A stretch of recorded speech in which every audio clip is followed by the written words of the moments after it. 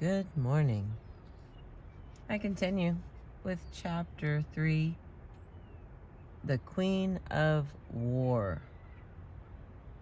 I am the Queen of War. I am the Queen of the Thunderbolt. I stir up the sea and calm it. I am the rays of the sun. Ptolemaic Creed of the goddess Isis. Flesh and blood warrior queens, stepping out from behind the image of the war goddess, were not unknown to the ancient world. In general, their activities were zestful, chronicled, particularly if some lesson could be derived, to the detriment of the contemporary male, whether as leader or soldier. For there is a new element introduced by the reality of reported history, or what passes for such, and one which will emerge significantly with many a warrior queen, including Boudica herself, when she proposed the alternative of victory or death. This is what I, as a woman, plan to do. The men live in slavery if they will. This is what might be termed the shame syndrome. Not only is it wondrous to find a mere woman acting in a marital manner, but in so doing, the woman concerned shows up, positively shames the weaker males who surround her. The earlier goddess women were in a sense not able to shame the males they encountered, since their supernatural powers clearly placed them in a superior position from the start. On the other hand, the titivating theme of sexual license, the voracity syndrome, is, if anything, developed with the emergence of the flesh and blood woman. Lust, especially on the part of a widow, the status of so many warrior queens, presumably denied that to which she had become agreeably accustomed, remained a popular vice to associate with the name of a female leader, just as it had been a characteristic of a Celtic goddess. Of course, the trailing clouds of the goddess linger. In the case of Semiramis, zest caused the Greek writer to outrun the historical facts and gleefully transform an Assyrian ruler of the 9th century BC into a demi-legendary creature. The historical basis for Semiramis is one Sammu Rammat, the Babylonian widow of the Assyrian king Shamshi-Adad V, and mother of his heir Adad-nirari III.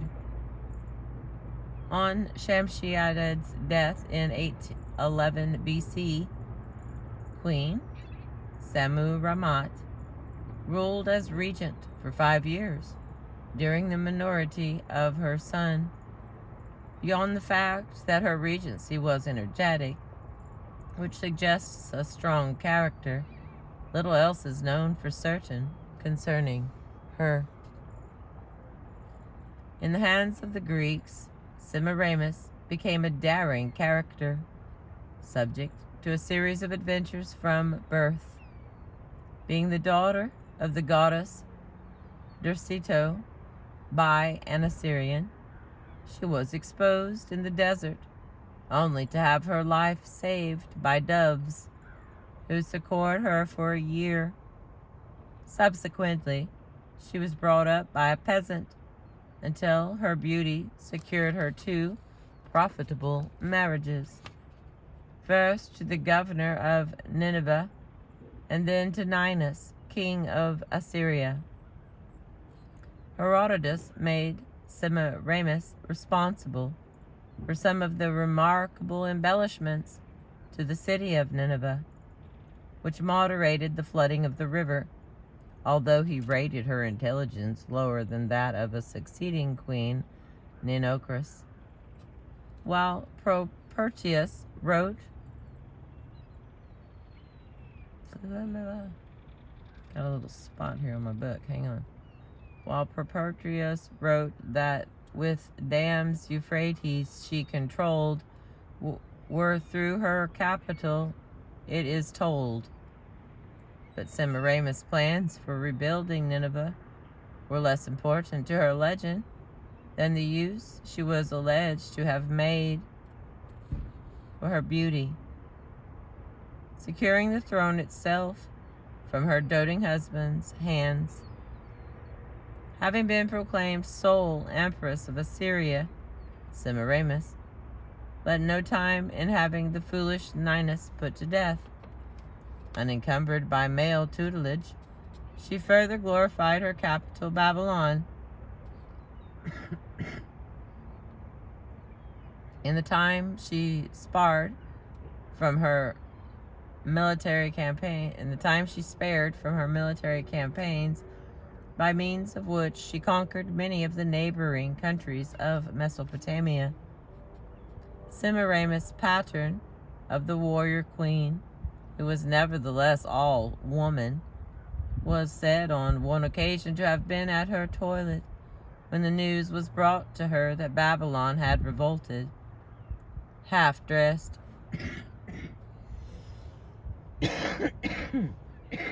excuse me, Lord. Hang on, let me get a drink. Excuse me.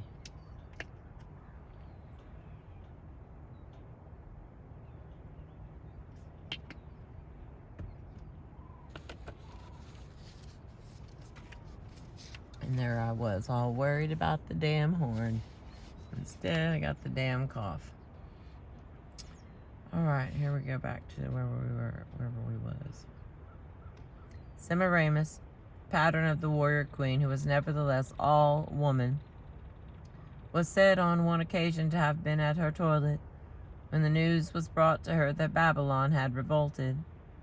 Half-dressed, she swore to quell the insurrection before her toilet should be completed. Her ferocious sexual appetites were, like the queen herself, legendary.